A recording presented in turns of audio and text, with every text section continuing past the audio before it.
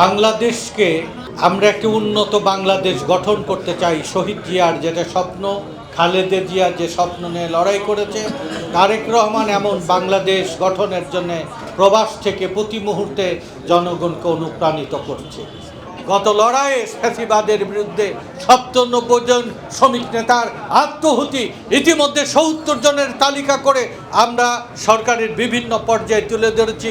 যে বিশ্ববিদ্যালয় আজকের এই ক্ষমতার নেতৃত্ব দিয়েছে, ঢাকা বিশ্ববিদ্যালয়, জাহাঙ্গীরনগর বিশ্ববিদ্যালয়, চট্টগ্রাম বিশ্ববিদ্যালয়, রাজশাহী বিশ্ববিদ্যালয়, মেডিকেল কলেজ, বুয়েট, যাদের প্রতিনিধিরা সরকারে রয়েছে, তাদের কোনো সহকর্মী জীবন না দিলেও বাংলাদেশের মানুষকে এই ফ্যাসিবাদ থেকে মুক্ত করার জন্য বিএনপির ডাকে শ্রমিক দলের নেতৃত্বে ৯৭ জন শ্রমিক রাজপথে রক্ত দিয়ে হাসিনার এই দুঃশাসন থেকে দেশকে মুক্ত করেছে। এই দেশের বিরুদ্ধে এখনো ষড়যন্ত্র চলছে। এই ষড়যন্ত্র ততক্ষণ জারি থাকবে।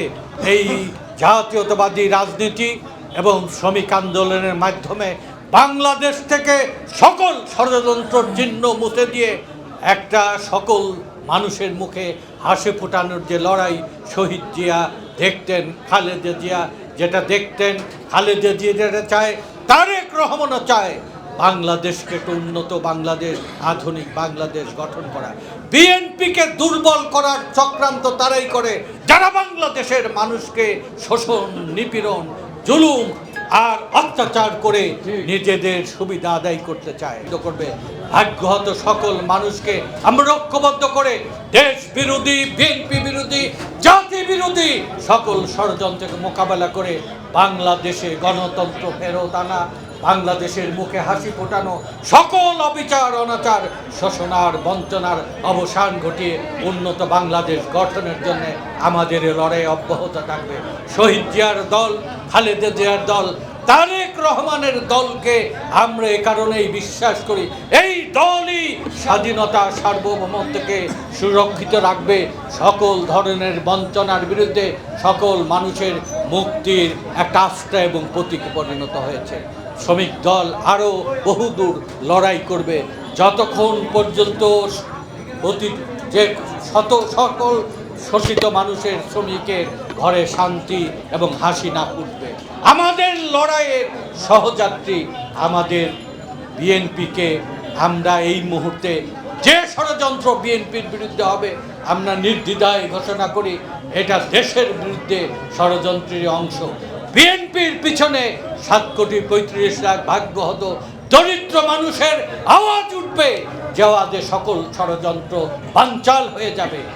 বাংলাদেশ একটা উন্নত বাংলাদেশ গঠনের জন্য যে লড়াই, গণতান্ত্রিক বাংলাদেশ গঠনের যে লড়াই, অবাধ ভোটের অধিকারের যে লড়াই, সকল বৈদেশিক ষড়যন্ত্র, আভ্যন্তরীণ শোষণ জুলুমের বিরুদ্ধে মানুষের নিরাপদ বাংলাদেশ গঠনের জন্য জাতীয়তাবাদী দল যে লড়াই করছে, সে লড়াইকে সমুন্নত এবং নিরাপদ লক্ষ্যে বিএনপির নেতৃত্বে গণতান্ত্রিক নির্বাচিত সরকার গঠনের জন্য শ্রমিক দল জাগ্রত আছে।